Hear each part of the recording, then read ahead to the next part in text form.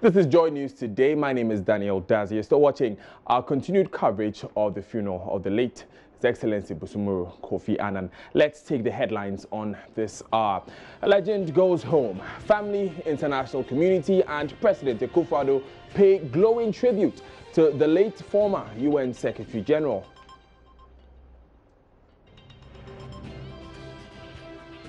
Call it a gold rush. Scores of Menzgold customers gather at East Legon branch after Securities and Exchange Commission (SEC) suspends company's activities.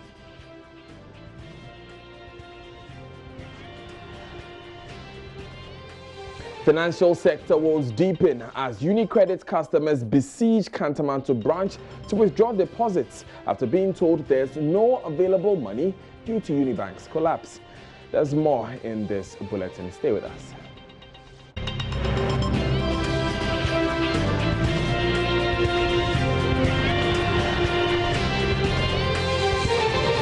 Midday Headlines was brought to you by Stop Cough.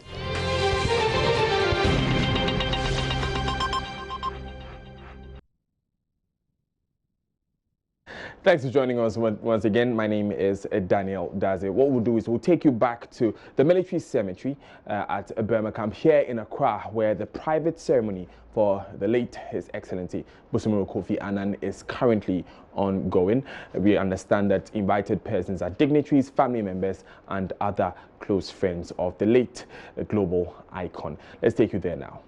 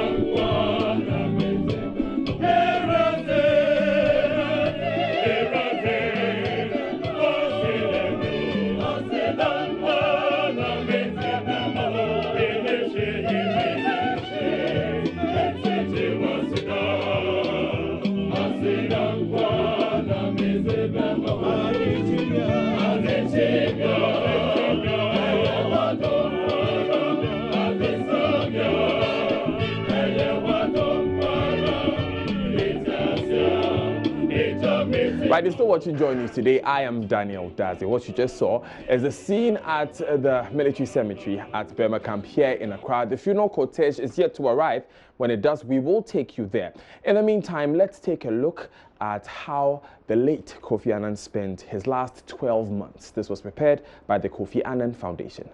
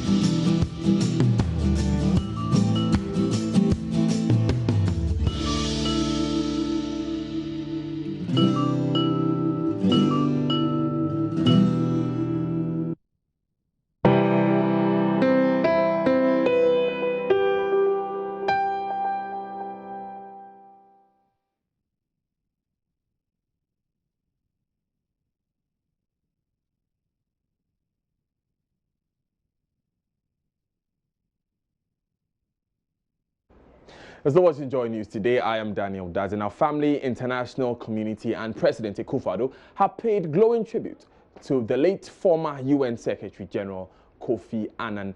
Let's see some of the kind words that were said by his wife Nan, President Kofi Annan and his other family members.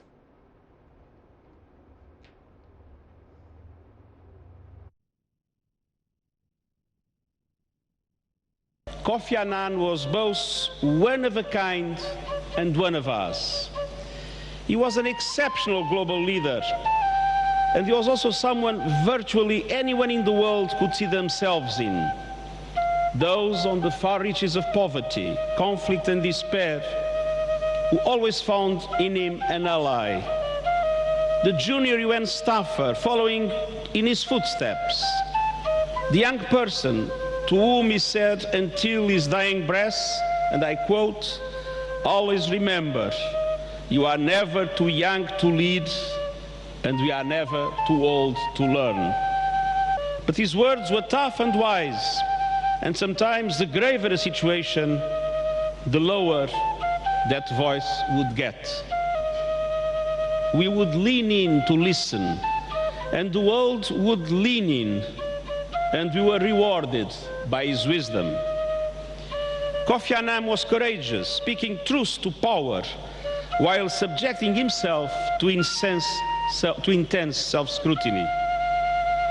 And like his predecessor, Dag Menzgold, he had an almost mystical sense of the rule of the United Nations as a force for good in a world of ills. Charming, cosmopolitan, consensus builder, elegant, eloquent, gentle-mannered, modest, polyglot, proud African, peacemaker, quintessential diplomat. These words are still inadequate to capture the fullness of the personality of Kofi Annan, one of the truly iconic figures of modern times. Even though he was my senior, we were good friends for most of my adult life. His father, Kofi Annan, was one of the stalwarts of the Dankwa Domo Buzia political tradition, serving as the Ashanti regional minister under Prime Minister Dr. Kofi Abrifa Buzia's Progress Party government of the Second Republic.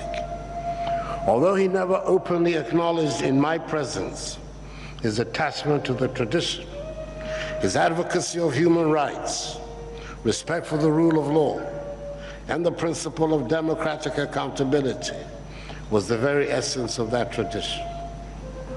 Highly admired Secretary General of the United Nations, Kofi Annan was the first from sub-Saharan Africa to occupy this exalted office, which made him the world's top diplomat. He brought considerable renown to our country by this position and by his conduct and comportment in the global arena. Indeed, the outpouring of tributes from the world over is an accurate measure of the man, a man who gave his life to making peace where there was conflict, to defending the voiceless who were powerless, to promoting virtue where there was evil. Despite the unjustified attacks on him, trying to fix him with responsibility for the genocides in Rwanda and Srebrenica when he was head of UN peace operations, he never lost his moral compass, as he showed when he stood up to the might of the United States of America when she was embarking on her ill-fated intervention in Iraq. Kofi Annan's epic but unavailing effort to establish the supremacy of international law over the actions of even the world's greatest power won him the admiration of all right-thinking persons. He has been vindicated by history. I always believed that his inner strength and sense of whole came from his deep roots here. And I want to thank Ghana for giving us such an extraordinary human being. As a student leader, he attended a conference in Freetown in Sierra Leone. A Ford Foundation scout spotted him as having the potential of a future leader. How right he was. And that was why he got the scholarship to McAllister. The rest is history, but is it not amazing that he already at that young age would have his irresistible aura of radiant warmth and determination? We who met him later in life could all feel it, this aura and his joy of life. Would not his joy of life be the very foundation, the very reason for him to work for a better and fairer world for all? Add to this his determination to find solutions to challenges, his compassion.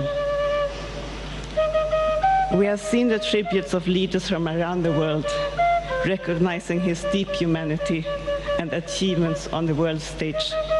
But equally important are the words of those whose names you may not know, but whose lives he touched. This is especially true of the young, in whom he believed so fervently. He would often address them directly. Were they drawn in because they found a kindred soul who spoke to them from his heart? Soulful tributes there by his wife, Nan Maria Annan. May his soul rest in peace. This is still our continued coverage of the funeral of the late His Excellency Bosumoro Kofi Annan. The funeral cortege is yet to arrive at the military cemetery at Burma camp. We'll take these important messages. We'll be back with more. Stay with us.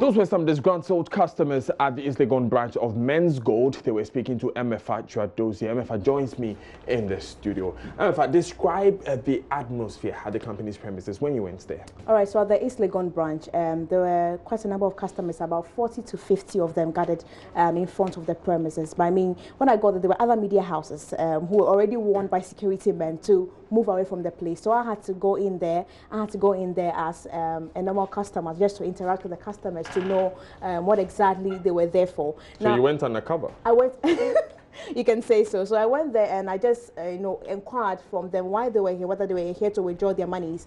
And they tell me that they just came to come and find out or make enquiries as to why, they had to shut down for the following 6 days up to the 19th of September. And so they'll come back on the 19th, and when they come and they realize that things are not really the best, then they can think about withdrawing their money. But it's an investment company, and so if you want to withdraw, panic withdrawal, they'll deduct some 25% from your money. So I think most of them were contemplating about whether to take out their money or just let it be. Well, whether or not they're an investment company is one of the issues under contention. But thank you very much, Emefa Juadozi, for bringing us that update from the East Legon branch of Menzgold.